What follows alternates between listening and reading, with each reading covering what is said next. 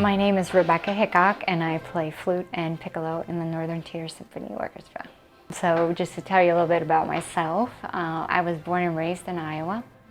I attended the University of Northern Iowa School of Music and studied with Dr. Angelina Floyd, who was amazing. And after college, I actually moved to New Jersey and was a live-in nanny. I think I knew I always wanted to do music since I was 5. My grandmother started piano lessons with me, and she was 65, so we started together. And I have really fond memories of that, and so I stuck with piano until I was 9, and then it was time to select a band instrument, and all the girls wanted to play flute, and so of course I wanted to play flute too. And the band director said, "I really think you need to play clarinet." And I was devastated, so I couldn't get a sound out of the head joint. So I bargained with him. I said, "If I take this flute home for a week and I can get a sound out of it, can I play flute?" And he said, "Okay."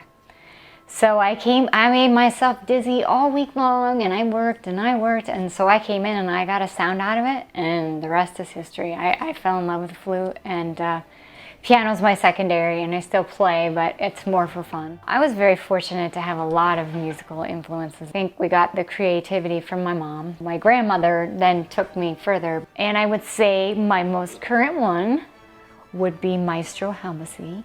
I love playing the group, and he is so smart, and I have learned so much from him. Just like I write down little phrases he says in rehearsal. I don't want to forget them.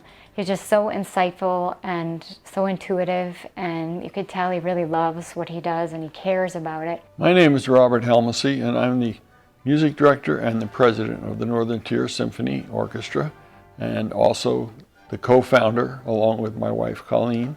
The first time I met Rebekah Hickok was when she came to audition. She works very hard to fit in with the other players, especially the first player. She does a good job of matching the first player in the orchestra.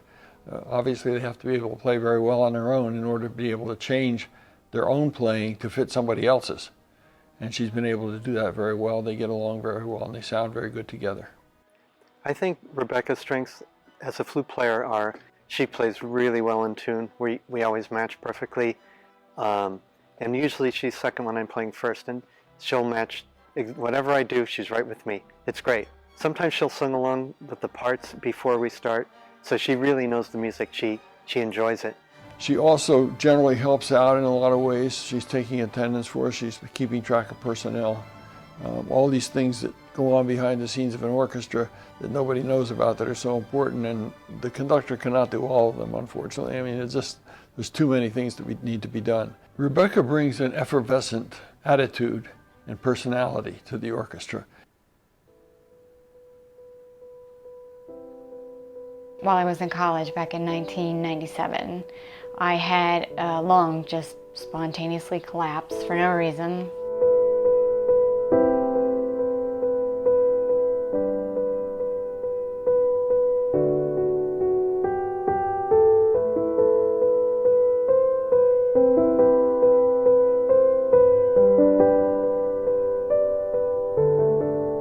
And it happened to be the semester I was supposed to do my junior recital. So now this is not happening because I could hardly breathe. It was so painful. So it took me a while to recover from that. And after I got home from the hospital, 3 days later, I woke up and I was completely blind in my right eye. The explanations were either it was a reaction to the anesthesia or I possibly had a blood clot. And if it was a blood clot, it would never come back. So as a 19-year-old, that's extremely scary. The vision did gradually come back. Not all of it. I do have some permanent vision loss. I woke up and the whole right side of my body did not work. My speech was slurred. I was dragging my leg. I ended up in the ER that night. They asked me to draw a clock, couldn't do it. After about 2.5 months of x-rays and MRIs and everything, they determined that I had MS.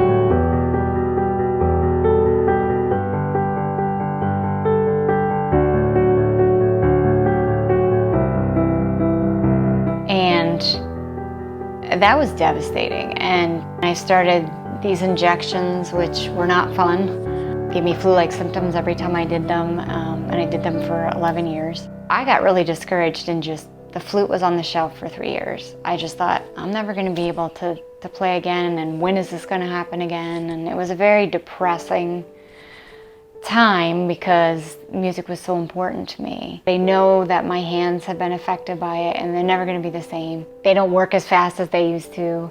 I've had to adapt some positions to be able to do some things. Some days it's okay, I can accept it, and other days it's harder. It's like, this stinks. On the bad days, you have to remember, well, I can still play.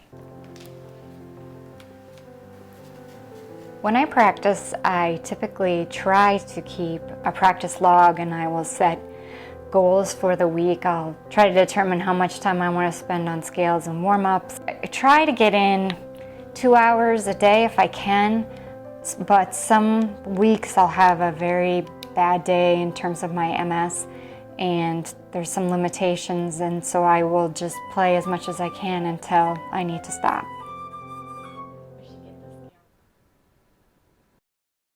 Underappreciated, greatly underappreciated music teachers. They work long hours. They work individually with students without fanfare.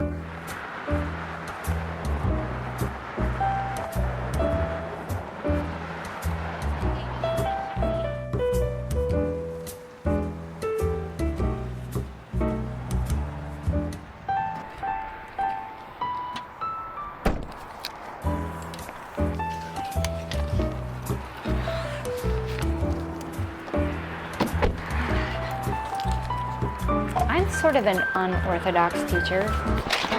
Oh, come on, seriously? Like I need this today.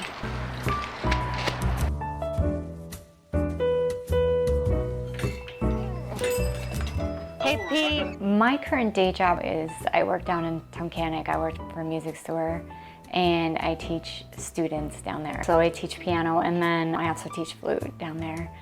And then I do have some private students that come to the house. How's it going? What a great day. Well, it didn't start out that way, but hopefully it'll end that way. So that's my main source of income, but as starving artists, you know, that's why I married a doctor. And so here is my teaching space at Endless Music. As you can see, we just got lovely sound panels, which I'm so excited about because our studios are next to each other, and trumpets and trying to teach flute don't mix very well. My kids love emoji, so I had to get emoji pillows. I have some taller kids that are teens. Those are my 14-year-old and up boots, and the boots I'm wearing right now are the short kid boots. Every week the kids they have a project to look up a composer's name, and they get a listening assignment on YouTube of that composer, just a clip, maybe 2-3 minutes. It is all connected. It's not just Britney Spears or One Direction, you know, I mean, it's tied from somewhere. These chord progressions and things come from somewhere. I guess what I'm looking for my students once they leave me is that they've learned how to read music, but they understand that it's more than just notes on a page. I want them to understand theory. I'm trying to incorporate music history, which I didn't get in my lessons, so I'm trying to incorporate that, and be great to go on and see them maybe major in college, be a soloist, or it would really be awesome if they would join the Northern Tier Symphony Orchestra. So I have a lot of goals for them, so that's what I'm looking for. It would be easy for a person to say, I'm doing all this, I'm not going to do anything extra. But the music teachers do way more than that, and they know that nobody knows it, but they keep doing it.